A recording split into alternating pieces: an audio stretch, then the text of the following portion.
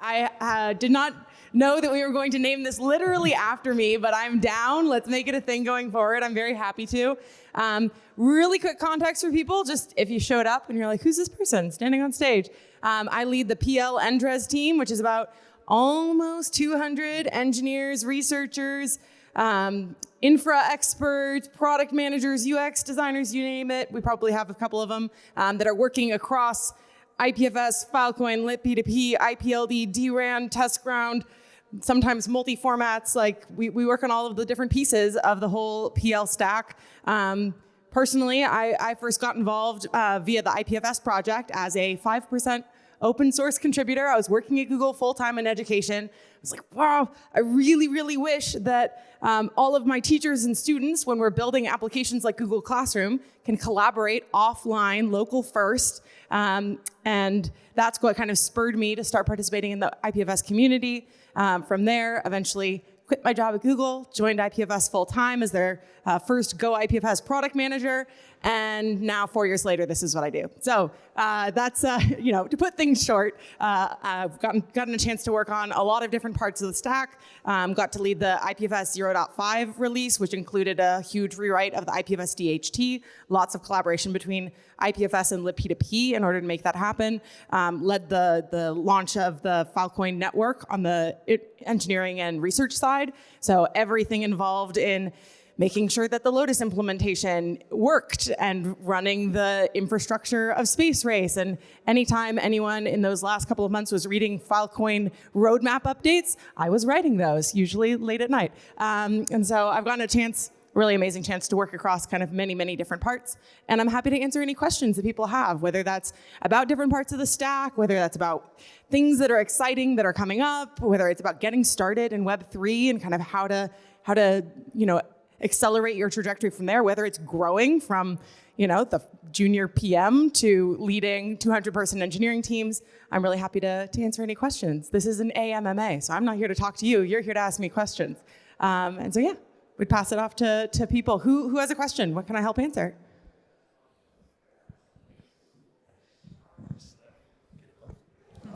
Thanks for being open to all the questions. So my question is in terms of, looking at PL, I'm assuming there was a time that it was a really small team and maybe you didn't have enough resources and money, but you wanted to go and scale really fast, right? So to put it in context, like our situation is, we started up in Nairobi, but like our ambition is to be a global company, right? And our particular target focus is like using, consumer data to connect businesses to their customers, more customers, help them reward, and also in terms of like a data for rewards system.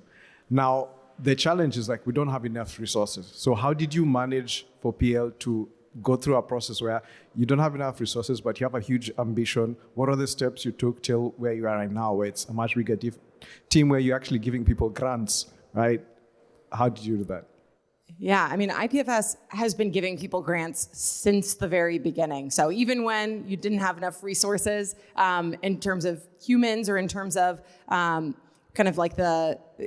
was a lot of support for open source contributors and a lot of development work that was happening not just with a team of hired engineers. I think the vast majority of the people who worked on IPFS in the early days were like contractors or were open source contributors who started building something amazing and then was like, hey, can you keep doing that? That's awesome. Like, what if you devoted a little bit more time and bandwidth to that? And so kind of even from early days in IPFS project history, resources, like the allocation of, hey, we have X amount of small money to put to things, a good fraction of that was going to people who are contributing in the open source community, were maybe working some other full-time job somewhere, but were passionate, engaged, and making impact. And many of those people now work on IPFS full-time, which is fantastic. Like you have folks like Discordian, who I don't know if folks got a chance to meet, who started out just as like the most active contributor in the IPFS Discord. Like he was just fantastic at it. He was answering everyone's questions. It was like, can you do that? Like maybe more? Like what else isn't taking up your time? Can we help you allocate more resources to this? You have Lytle, who wrote the entire IPFS desktop and companion applications as open source projects. He was like, I just want to work on these things. This is what I want to hack on. It was like, this is amazing. Please keep doing that. And so there was always kind of a shared resource allocation between, hey, we need someone to do X, we need to go hire someone, or we need to go find someone, and someone amazing has already done this thing open source. We want to reward them and encourage them to keep doing that sort of thing. But prioritization is hard. Obviously, that ends up with maybe slightly more chaotic development of a roadmap and of an ecosystem than being very centrally planned. And that's kind of also core to what IPFS is. It doesn't always grow in like a single linear kind of like company narrative. It grows as an ecosystem. And so other things that, we prioritized were making sure that, in addition to, maybe you're trying to get out a release that has new IPFS DHT in it. Well, we can't drop all of the people that are also trying to innovate and improve IPFS for their own resources. Needed to continue to staff people to make sure that new PRs and new issues were getting quick responses to, even though that was maybe a little bit orthogonal to the really, really difficult problem that a chunk of us on the IPFS team were trying to solve at that moment. And so making sure that you don't stymie that community innovation in the effort to be, have like a company focus for what you're working on. That's actually a really important part as you're trying to build kind of an open source project, an open source community. You have to devote some resources to that community, otherwise it can't take off. Otherwise people will be blocked and won't be able to have that permissionless innovation.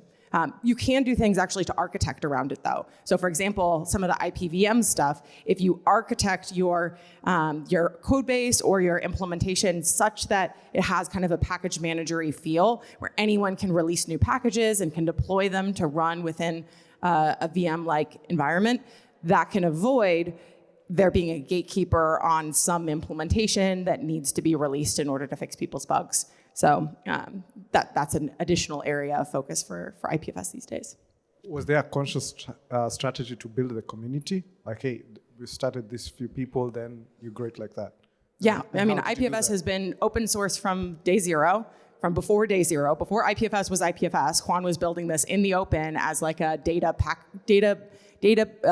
version controlled data package manager. I think he got a grant from like an open science project and he was like hacking on this, and then eventually was like, wait, there's a connection here between content address data and the ways that you can incentivize distributed storage networks, and then was able to go and actually start protocol labs and push that forward.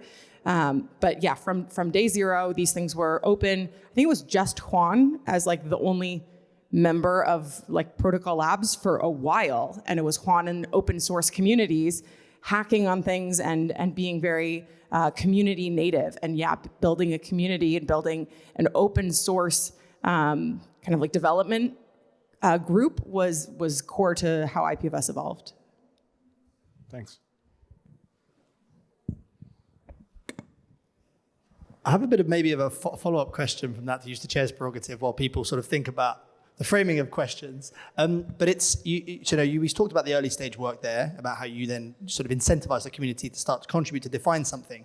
Once it's sort of semi-defined, there's a bit of a sort of chasm between overly defining something in order to sort of enable people to focus on the priorities and suppressing innovation. And so how do you sort of marry or navigate that potential chasm where people know enough about what they're talking about, but it's not so defined as to suppress that innovation? Yeah, I'm trying to think of maybe an example is just when setting goals for something like the IPFS project, being clear about like, one, many things are happening. Many different teams are focused on different areas.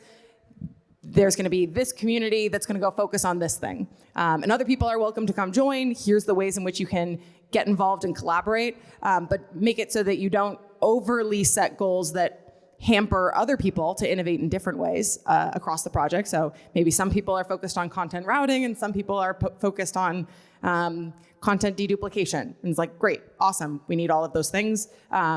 But you can focus, so you don't have to work on everything all at once. Important piece A. other important piece, when you're setting goals, don't over define exactly how you're going to achieve that goal. So for example, the content routing performance improvement was like, look, we really need at the edges of the network to be able to find content very quickly. So like that's the high level goal. How we achieve that goal, it actually can be a combination of different things. And so you can have teams researching multiple different pathways, experimenting with them and seeing how much impact they had. And so actually succeeding at having sub 3 second 95th percentile content resolution came from a number of different improvements. There was both algorithm changes to the DHT itself, but actually a large part of that was having nodes self-identify whether or not they should participate in the DHT. And so it was shrinking the number of active DHT participants to those that were very high quality and were gonna be good servers of content and routers of requests. And so that wasn't something we initially really latched onto as how we were gonna go and solve this problem, but it came out of some of that research work of well, why are these queries taking such a long period of time? It was because they keep backtracking. Okay, well, why do they keep backtracking? Oh, because of the 20 nodes that they try and dial for the next step of their DHT query, they're all offline or they're all inaccessible. And so you have to go back and you have to dial a new set of people. And we're just spending all of this time looping through that. And so that's maybe one of those examples of don't overly define how you're gonna get to a problem, but synthesize the information of really what is core to the problem so you get just enough focus to then align a group of people and actually be able to succeed. So we went from 40-second content routing time to sub 3 second content routing time within 4 months. And it was really, it was 3 months of work and then a month of launch and rollout. And then by the time that it rolled out pretty effectively across the network, you saw that big change. And it was really thanks to a lot of testing, a lot of validation, and multiple people being wait, no, I have a hypothesis. I'm gonna go and figure out if it makes a difference. So you don't want to stifle that. Amazing, thank you. A few questions. We'll start here and then go 2 more here. All right, thanks so much. It's Andreas from Legacy. So it's basically a follow-up to the discussion we just had. I think maybe it's out there, but we haven't found it yet. So kind of a community roadmap or just more transparency, who is working on what, right? Just to give a concrete example, what we need is encryption, we need access control, we need stuff around identity, a bunch of other things, perma storage. And, our position is, okay, if it's not there, we're gonna build it, right? But our team is about that big and we got that many things to do. And just in general, in the ecosystem, there is so much stuff to do. And at the end of the community is still relatively small to the task at hand. So I think it would be really good to get this transparency to just better allocate resources to the most burning issues. I 100% agree. And if anything, I feel remiss in previous road mapping. So for context, I was the IPFS project lead from 2019, May through June 2020 or so. And now do this much broader role. But in some of the road mapping exercises that I led, it was a lot of needs discovery or problem discovery, and not a lot of teams reporting out across the IPFS community. Where are you gonna focus? What are you gonna go work on? It was more of a synthesis of these are things that we think are really high priority right now. Someone should go work on them, but not a whole lot of, okay, who's raising their hand? What's your roadmap? Let's communicate that with each other. And I think that is so needed. And that's exactly where the Filecoin community is at right now as well, in really having these many different teams that are taking parts of the problem around data access control. Literally there's a team that's building solutions around how to do threshold signatures for data access control right now. And so I definitely think that that's exactly what we need as a project right now, is have each of these amazing groups that are presenting today in IPFS Camp to share kind of their roadmap, which parts of the problem they're working on. Also maybe a little bit of how you can get involved if you want to start contributing to those different parts of the problem. Just to plug a thing that doesn't actually exist yet, but we are working on it, is kind of an open road mapping tool where everyone can kind of write their set of GitHub issues of like, hey, this is our roadmap. These are the areas we're focusing on, and this is the impact it'll have. And then you can visualize it across many different teams in, say, a set of themes like identity, access control, performance, this, that, and the other thing. And so that's something that we're starting to get the Kubo roadmap into. We'd like to get the libp2p, like Go, JS and Rust libp2p roadmaps into. Many of these groups, like those specific implementations might share out like, well, core maintainers of X are working on this area, but there's so many other teams. And if we don't find a way to visualize all of that work more broadly, it's difficult to know what's coming. And I think we should actually really invest in that. And I want that to be one of the follow-ups from IPFS Camp to like hopefully have a 0.1.0 of this road mapping tool, get more different groups to kind of share out their roadmaps and then hopefully align and be like, great, if you're working on that, let's combine forces and let's make it happen with a little bit more resources. And so great question, great nudge. I think we exactly need that. Cool. Hey, Molly. Hey. How's it Talking going? about resources and maybe, looking at it from a slightly different perspective, I know that we have a lot of builders here in the room, and I know that you are doing something amazing called Launchpad, and would love to for you to explain the intersection of how builders that are currently in the community that are hiring and onboarding their teams can like leverage Launchpad as a resource to kind of supercharge, I guess, their success.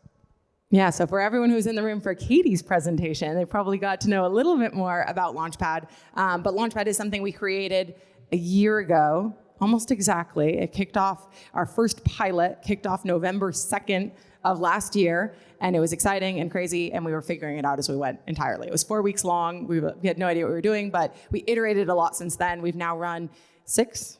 I guess we're on our 7th cohort.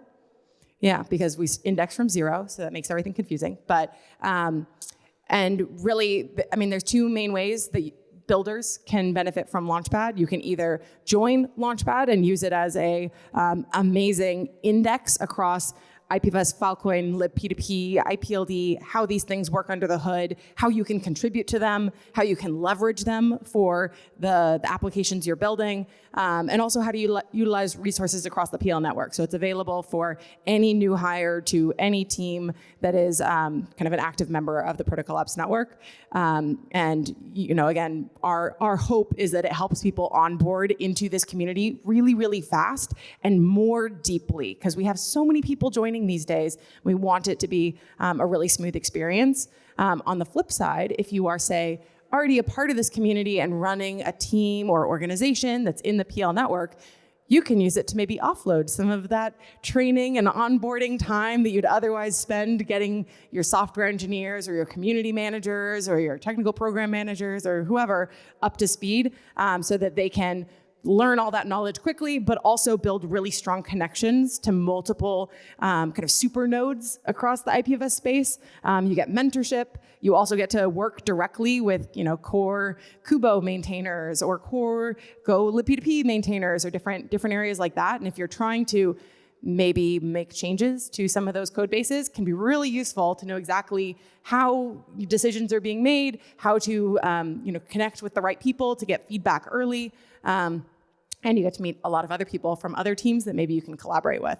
And so that's kind of the reason we started Launchpad, was that we saw this like burgeoning need as the network was growing to create a lot of cross connection and also accelerate new talent joining this space to be really productive really quickly. And so, yeah, 2 main ways. You can join it as a builder who's a new hire on any team across the PL network. If your manager doesn't know about it, that's okay. You can help teach them and connect them with me and register for Launchpad, and vice versa. If you are leading an organization or company in the PL network, you can send your new hires to us and we will help onboard them. And we also have a recruiting component of that as well, Launchpad recruiting, that helps PL network companies hire amazing new people to their teams and fill their most important engineering or product or other roles. I think, what was the next one we were highlighting? Something along the lines of like startup operator as well, people who can really help execute a growing business, because many teams across the PL network are in the like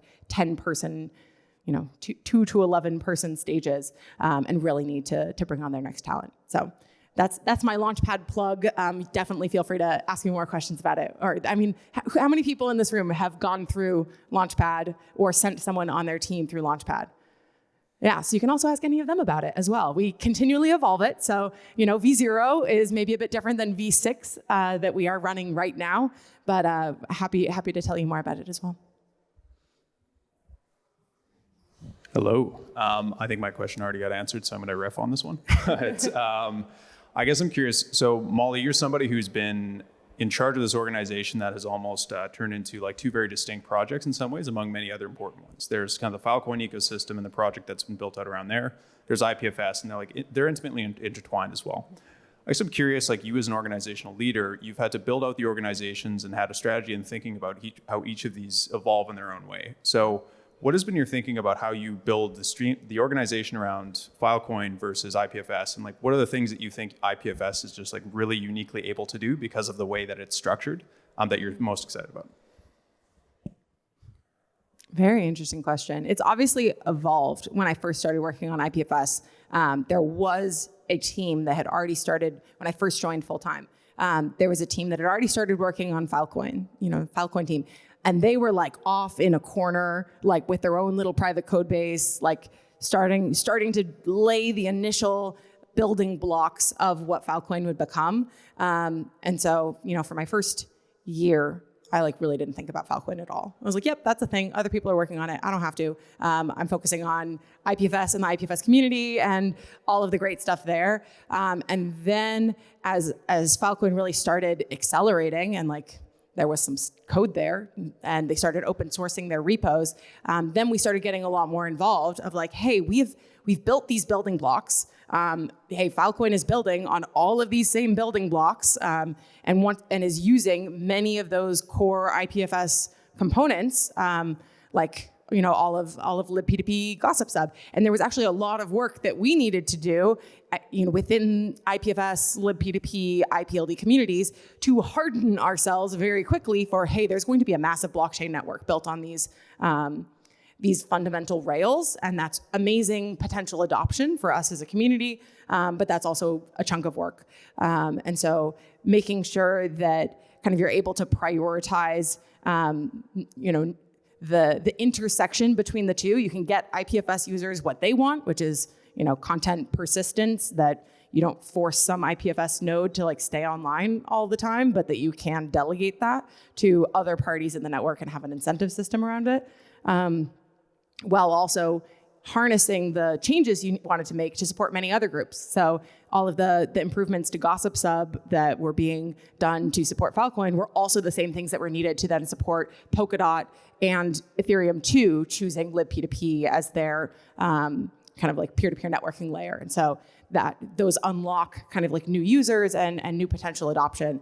And so, yeah, when, in those days, I think we had, differing layers of like totally separate, not paying any attention to each other, then realizing that there were a lot more intersections, figuring out how we could support and share knowledge a lot more between different groups. Then after Filecoin was actually launched, doing a lot together to try and make sure that kind of the life cycle of, great, I have data that's stored in IPFS, I'm running all of IPFS Wikipedia, cool, like what's my user flow to have that data stored on Filecoin? How do I make that really easy? There's been, staffing a team on that intersection of like, hey, this needs to interoperate really nicely, and we need to think about that kind of like product user journey. Otherwise, IPFS users aren't getting what they wanted out of Filecoin, and vice versa. The way of accessing and storing data in Filecoin is like very clunky and totally separate from everything we love about IPFS.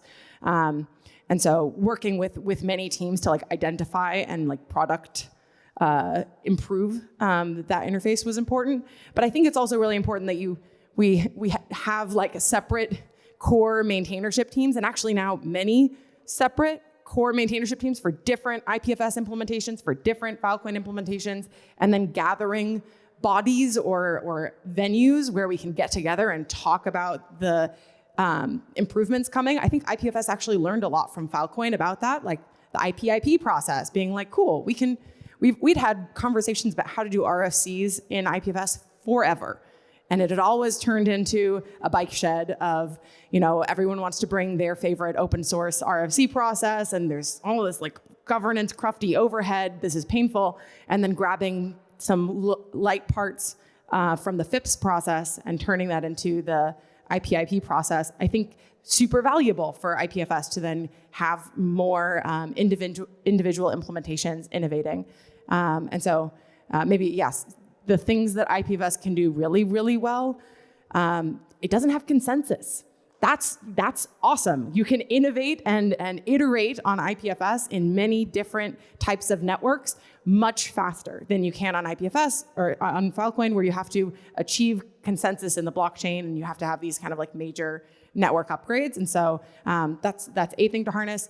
When I ask people, why are you using IPFS? 100% of the time, first thing, content addressing. I need content addressing. I'm working in some context where I need the verifiability. I need to timestamp something into a blockchain. I want to use that content addressing to dedupe data between multiple versions. Like, that's the core. That's what IPFS does really, really well, is like taking the core of IPLD and making it accessible to applications that want to then transfer data over it. So harnessing that and bringing that to more places, I think is a really good thing. Amazing. We have time for one final very quick question, and then we'll wrap up so everybody can get some lunch. Hi. This is on.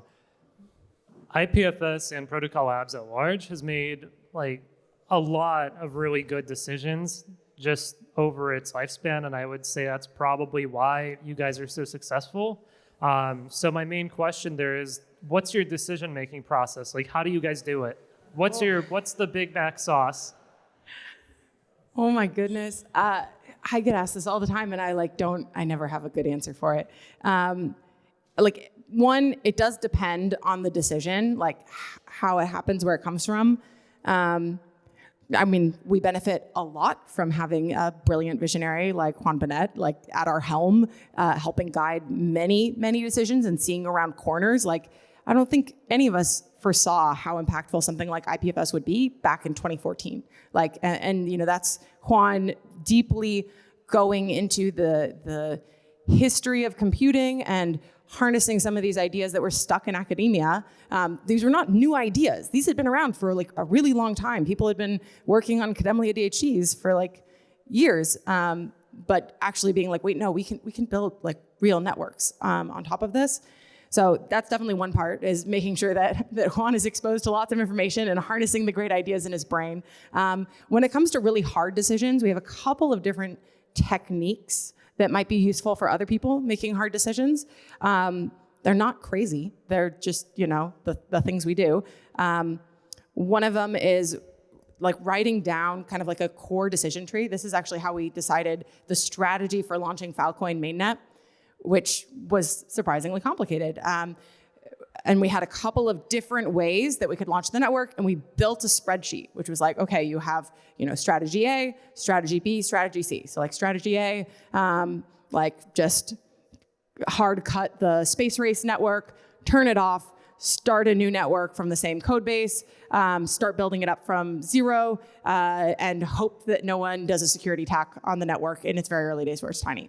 Option B, do the same thing, but spend, a couple $100,000 on AWS ahead of time, doing a lot of mining for that network such that it starts off with at least X amount of capacity, which then sets a bar for how quickly someone could do a 51% attack if they got the storage capacity in the network in the early days. So that was option 2.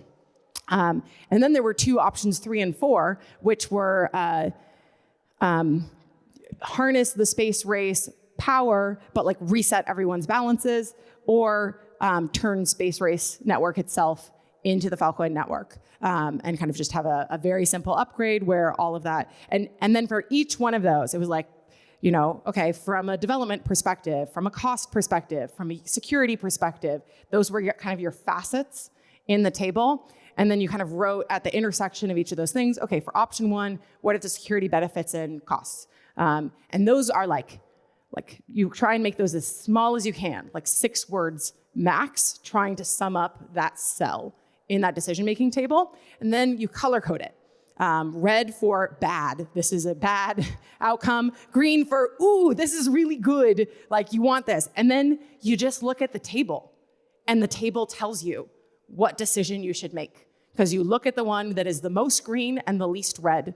And sometimes you end up with, a table that's like, cool, this one's like really green and then a little bit of yellow and just like a little bit of red. And then one that's like really green and really red. And then you have to make some deeper trade-offs of like, okay, which cells am I really prioritizing in this decision? But try only to write down the cells that you actually really care about. And that makes it obvious. And then you can share that out with your entire team as long as it's not, security, vulnerability, confidential. And it's obvious to everyone else. How you made this decision creates really strong alignment. This is actually what we did for the FVM BuilderNet. The way, there were many different ways that we could run an incentivized testnet for Falcon Virtual Machine.